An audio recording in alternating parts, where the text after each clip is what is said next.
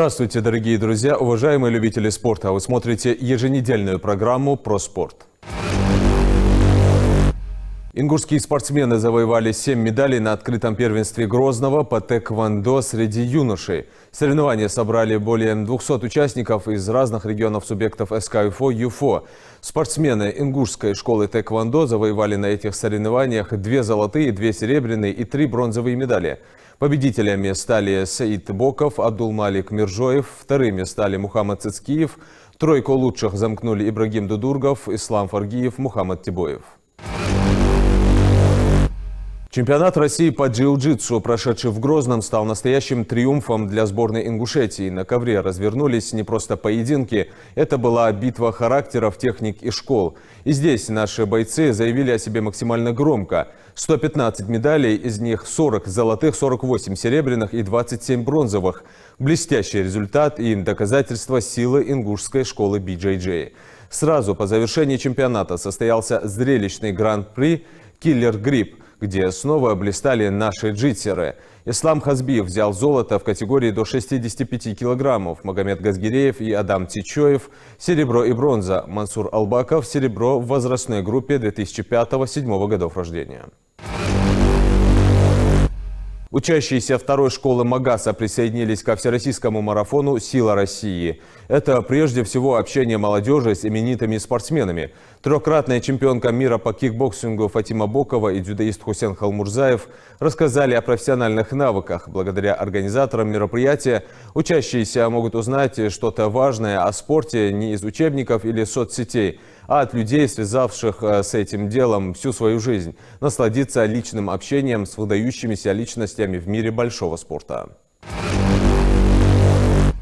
В регионе впервые прошли фестиваль боевых искусств, посвященный 80-летию победы в Великой Отечественной войне, и первый этап Кубка России по 3D-стрельбе из лука и арбалета. Об итогах этих соревнований и предстоящем первенстве России по греко-римской борьбе расскажет заместитель министра по физической культуре и спорту региона Тагир Султыгов. Тагир, ассаламу алейкум. Алейкум ассалам. Приветствую вас в студии программы «Про спорт». В Ингушетии завершился фестиваль боевых искусств, масштабное спортивное событие. 6 видов спорта у нас было представлено, было много гостей. Расскажите нам подробности, как прошел фестиваль. Да, с 12 по 16 у нас прошел первый в республике фестиваль боевых искусств, приуроченный к 80-летию годовщины победы в Великой войне. На данном турнире, можно сказать, это впервые в нашей республике, это праздник спортивного направления нашей республики. Более 600 участников приняло участие. Полностью весь Северный Кавказ представлен. Челябинск, Липецк, там, можно сказать, большинство регионов России было представлено на этом турнире, данном турнире. Фестиваль боевых искусств принял у нас. Провели такие турниры, как по всестилевому карате, самбо, боевое самбо, комбат самооборона, стрельба из лука и, соответственно, наш национальный вид спорта шат-салат. Команды показали очень серьезную подготовку данного мероприятия, данного нашего именно боевых искусств. Общекомандное первое место, естественно, заняла Ингушетия. Второе — Кабардино-Балкария. И третье у нас идет Челябинск. Серьезно, вот этот показатель показывает, насколько возрос уровень и мастерство наших спортсменов. Данное мероприятие мы планируем уже на ежегодном основе проводить такие мероприятия именно по фестиваля боевых искусств. В дальнейшем планируем развивать именно такое мероприятие, именно такие направления, как боевые единоборства. Я думаю, результаты у нас не за горами, они уже есть, но еще больше все будет, я думаю, только нарастать. Очень сложно на одной площадке организовать соревнования по нескольким видам спорта. У нас площадка дворец спорта имени Бердыева, это самый большой такой дворец спорта на Северном Кавказе. Благо площадь позволяет, там мы положили 2 татами, 1 борцовский ковер и ринг поставили. Одновременно все единоборства, все виды прошли у нас соревнования. Такое количество спортсменов прокатать и провести такое мероприятие за такой короткий промежуток времени именно получилось из-за того, что у нас именно площадки позволяло положить столько количества там, ковров, татами и ринг поставить. А в намеченных планах нам навстречу пошли и взаимодействие, министерское взаимодействие, полностью в тандеме вся эта работа была проведена со всеми министерствами, ведомствами нашей республики, как и правительство пошло навстречу, оказывая всестороннюю помощь, оказало. Именно на контроле все это держал именно наш глава Махмуд Али Макшарипович, который нам очень сильно помог и провести данный турнир и на высоком уровне. Я думаю, дальше мы будем развиваться. Но тоже немаловажно отметить еще, что параллельно с этим турниром у нас прошел еще Кубок России по стрельбе из лука 3D в Мужичах. И так получилось, что наш регион, наше министерство разделилось на 2 лагеря. Одни в Мужичах, там Кубок России у нас проходил. Здесь первенство России, впервые у нас фестиваль боевых искусств. Немножко было сложновато, но работа на должном уровне была проделана. Кубок России по стрельбе из лука, по 3D Да. стрельбе из лука и арбалета тоже проходил, как вы сказали. Первый этап. Да, и он впервые у нас прошел. Да. Эти соревнования тоже были впервые. И станут ли они традиционными? Задел у нас есть, договоренность есть. Туда президент Федерации по стрельбе из лука лично нас посетил на этом мероприятии, на этой площадке. Договоренность есть. Мы сейчас планируем провести на нашей территории именно чемпионат России по стрельбе из лука. Показали, на каком уровне мы можем это все провести. Все гости и участники были очень довольны нашим организационным моментом, нашей площадкой. Я думаю, чемпионат мира и последующем кубке мы будем уже проводить на нашей территории, в нашей республике.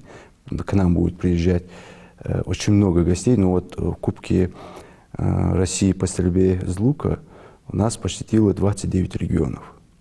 Там больше 200 участников, спортсменов участвовали. И там же мы поставили рекорд России по самому многочисленному участию спортсменов. Такое количество участников нет даже на чемпионате России. Вот это тоже хотелось бы отметить сразу. Мы, я думаю, идем, развиваемся, спорт идет семимильными шагами, развивается у нас во всех направлениях. Тем более, что этот апрель у нас очень насыщен на спортивные события. Не успели отойти от одних соревнований. Сейчас во Дворце спорта уже готовятся к первенству по греко-римской борьбе памяти Героя России Алихана Калиматова. С 24 по 28, по-моему, будет проходить турнир. Как идет подготовка? Подготовка уже на финишной прямой, можно сказать. Уже на сегодняшний день сформирован оргкомитет правительства. Все министерства и ведомства в тесной связке работают над этим проведением данного турнира. Это первенство России по греко-римской борьбе. Как вы уже отметили, памяти Алихана Калиматова, Героя России. В данном мероприятии у нас планируется участие, уже заявлено более 400 участников. На сегодняшний день 49 регионов уже зарегистрировались. Регистрация у нас идет в Минспорт России на это данное мероприятие, и она будет продолжаться до 24 числа. 24 числа это у нас день уже приезда, уже извешивания. Наша команда, хочется отметить, что она проходит, именно сборная команда Республики Ингушетия по греко-римской борьбе, которая будет представлять на данном турнире нашу республику. У нас проходит в Мужичах, в подготовительной базе, подготовку, подводку. Уже главные встречи у нас уже состоялись, именно по подготовительному направлению нашей сборной. Интенсивная подготовка уже в стадии завершения сборной. Мы ожидаем от нашей сборной уже серьезных результатов. Туда приглашены 25 судей международной категории у нас. Более 30 у нас очень высокопоставленных гостей ожидаются. как президент Федерации борьбы России Мемашвили тоже нас посетит. Я думаю, уже на организационно высоком уровне это мероприятие мы будем тоже проводить. И тем более данное мероприятие у нас проходит не впервые. Ежегодно. Да, ежегодно. Вот, данное мероприятие у нас все хорошо. Хочу отметить сразу хороший тандем связки. У нас тандем получился со всеми министерствами и ведомствами, в том числе и муниципальными властями. Нас понимают, нас идут нам навстречу, всячески помогают. Я хочу сразу выразить им, сказать слова благодарности за ту поддержку, которую они оказывают. Если бы не было такой поддержки, такой межведомственной у нас работы, провести такие мероприятия, такие спортивные мероприятия провести на таком должном уровне у нас не получилось бы. Вот. Им спасибо огромное, благодарю их. И хочу отметить отдельно работу первого заместителя председателя правительства Юлуя Магомеда Мусаевича, наш куратор по спорту, который вкладывает, который развивает спорт, болеет за этот спорт, оказывает всяческую поддержку, неоценимую поддержку. В любое время он на связи, он решает вопросы, которые у нас не получается, как в той или иной ситуации добиться этого вопроса. В числе почетных гостей именитые спортсмены будут на первенстве? У нас ожидаются чемпионы мира, олимпийские чемпионы мира. Именно по греко-римской борьбе и именно по борьбе, имеется в виду. Чемпионы мира, олимпийские чемпионы. Заявка у них есть, с подтверждения участия в данном мероприятии, присутствии они уже дали некоторые у нас спортсмены. Но мы ожидаем серьезное количество уже почетных гостей. Будет зрелищно. Да, очень. Приглашаю всех наших гостей, всех наших жителей принять участие именно как зрителей в данном мероприятии. Будет зрелищно, будет хорошие показательные бои, серьезные бои. Я думаю, каждый зритель останется доволен данным мероприятием. Да, пусть зрители болеют за наших спортсменов, ну а мы будем освещать. Да. А вам удачи, Тагир. Дарьяс Халбаркул, благодарю за интервью. Дарьяс Халбаркул. А теперь дайджест спортивных новостей мира и России. Сборная Ирана по футзалу проведет 2 товарищеских матча с российской командой в октябре. Майами и Мемфис стали последними участниками плей-офф Национальной баскетбольной ассоциации.